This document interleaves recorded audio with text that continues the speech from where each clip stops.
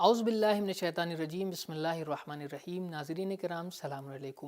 امید کرتے ہیں کہ تفسیر کی یہ سیریز آپ کے لیے مفید ثابت ہو رہی ہوگی۔ اگر آپ کو کوئی مشکل پیش آتی ہے تو آپ ہمیں کمنٹ کر کے ضرور بتائیں۔ اس کو بہتر طریقے سے سمجھنے کے لیے ہم نے ہر ہفتے کے آخر میں ایک کوئز رکھی ہے۔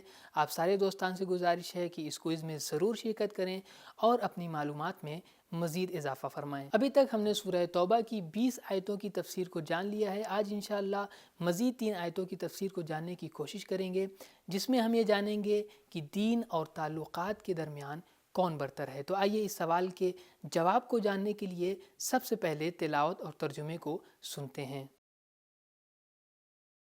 كتاب أنزلناه إليك مبارك ليدبروا آياته بسم الله الرحمن الرحيم يبشرهم ربهم برحمة منه ورضوان وجنات لهم فيها نعيم مقيم خالدين فيها أبدا إن الله عنده أجر عظيم۔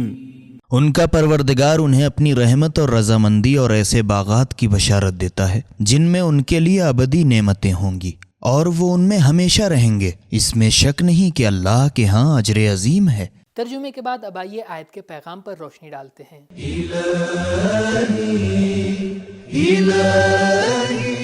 نمبر 1، اللہ تعالیٰ نے مہاجرین اور مجاہدین کو خود ہی جنت کی بشارت دی ہے۔ یبشرہم ربہم، دوسری آیات میں اور بشارتیں بھی دی گئی ہیں، جیسا کہ ارشاد فرمایا سقاہم ربہم، سورہ دہر آیت نمبر 21، ان کا رب انہیں پلائے گا۔ صلوات من ربہم، سورہ بقرہ آیت نمبر 157، ان پر رب کی طرف سے رحمت ہے۔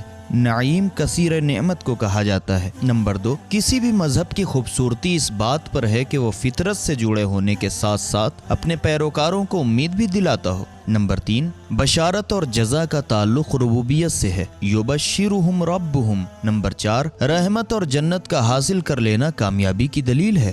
الفائزون یبشرہم ربہم۔ نمبر 5، اللہ کی رحمت اور رضا مادی نعمتوں سے پہلے اور بہتر ہے۔ برحمت منہ ورضوان وجنات، اس آیت میں جنت کا ذکر بعد میں ہے، اس سے پہلے رحمت و رضوان کا تذکرہ کیا گیا ہے۔ نمبر 6، جنت کے باغات پر نعمت ہوں گے، نعیم۔ نمبر 7، اگر حکم الہی کے تحت ہم فانی نعمتوں سے کنارہ کشی کر لیں تو اس کے عوض ہمیں ابدی نعمتیں میسر ہو سکتی ہیں، نعیم مقیم۔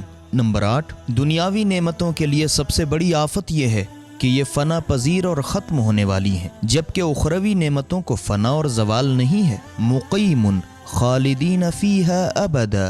نمبر 9، دنیا کا کوئی شخص کسی کو کتنی دولت کیوں نہ عطا کرے وہ پھر بھی کم ہے جبکہ اجر عظیم کا عطا کردہ ہے۔ یہی وجہ ہے کہ قرآن کریم کی اس آیت میں اجر عظیم سے قبل لفظ اندہو موجود ہے جو کہ حصر پر دلالت کرتا ہے۔ نمبر 10، خدا نے پوری دنیا کو قلیل کہا ہے لیکن مجاہدین کے اجر کو لفظ عظیم سے تعبیر کیا ہے۔ نمبر 11، خدا کا لطف و کرم یہ ہے کہ وہ ہماری فانی اور قلیل چیزوں کو بہت بڑی قیمت کے بدلے خرید رہا ہے، جبکہ ہم اور ہماری ہستی اور جو کچھ بھی ہمارے پاس موجود ہے وہ سب اسی کا عطا کردہ ہے، اجر عظیم۔ پیغام کا خلاصہ یہ ہے کہ دنیا کی تمام نعمتیں قلیل اور کم ہیں، اس کے بدلے اللہ راہ خدا میں جہاد کرنے والوں کو اجر عظیم دے گا۔ لہٰذا خداوند عالم کی عطا پہ ہمیں غور کرنا چاہیے کہ وہ کتنی زیادہ اور کتنی عظیم ہوں گی۔ تو یہ تھی اس آیت کی تفسیر۔ اب آئیے اگلی آیت کی تفسیر کو جاننے سے پہلے تلاوت اور ترجمے کو سنتے ہیں۔ بسم اللہ الرحمن الرحیم يا أيها الذين آمنوا لا تتخذوا آباءكم وإخوانكم أولياء إن استحبوا الكفر على الإيمان ومن يتولهم منكم فأولئك هم الظالمون۔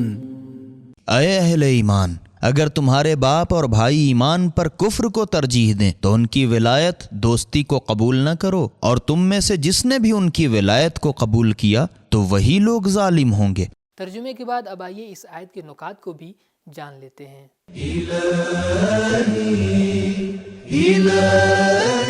نمبر 1، قرآن کریم نے کفار کی ولایت و دوستی قبول کرنے سے اتنی سختی سے منع کیا ہے کہ اس سے دل لرز اٹھتے ہیں۔ مثلا سورہ مائدہ میں ارشاد فرمایا وَمَن يَتَوَلَّهُم مِّنكُمْ فَإِنَّهُ مِنْهُمْ، سورہ مائدہ آیت نمبر 51۔ تم میں سے جو بھی انہیں دوست بنائے گا تو وہ خود انہی میں سے ہوگا۔ سورہ آل عمران میں ارشاد خداوندی ہے کہ وَمَن يَفْعَلْ ذَلِكَ فَلَيْسَ مِنَ اللَّهِ فِي شَيْءٍ، سورہ آل عمران آیت نمبر 28۔ جو کوئی ایسا کرے تو اس کا خدا سے رابطہ ٹوٹ جائے گا۔ نمبر 2، جب کچھ مسلمانوں نے مکے سے ہجرت کی تو ان کے والدین ان پر ناراض تھے، لیکن انہوں نے دین کی حفاظت کو والدین کی باتوں پر ترجیح دی اور ان کی بات نہ سنی۔ جو والدین کافر ہوں ان کی ولایت قبول نہیں کرنا چاہیے، البتہ ان سے حسن سلوک کا مسئلہ دوسرا ہے اور ان سے حسن سلوک ضروری ہے۔ یاد رہے مشرک اور کافر والدین کی باتیں ماننے سے اس لیے منع کیا گیا ہے کہ کہیں ایسا نہ ہو کہ وہ تمہیں تمہارے دین سے دور کر دیں۔ ہاں تم اپنی طرف سے ان کے ساتھ حسن سلوک میں کوئی کمی مت کرو، شاید وہ بھی دین کے راستے پر چل پڑیں۔ یاد رہے مشرک اور کافر کی باتوں کو ماننے سے اس لیے منع کیا گیا ہے کہ کہیں وہ تم کو تمہارے دین سے دور نہ کر دیں۔ ہاں تمہارا یہ فرض ہے کہ تم ان کے ساتھ جہاں تک ہو سکے حسن سلوک سے پیش آؤ، کیونکہ ہو سکتا ہے اس طریقے سے وہ بھی دین کی راہ پر چل پڑیں۔ اب آئیے اس آیت کے پیغام کی وضاحت کرتے ہیں۔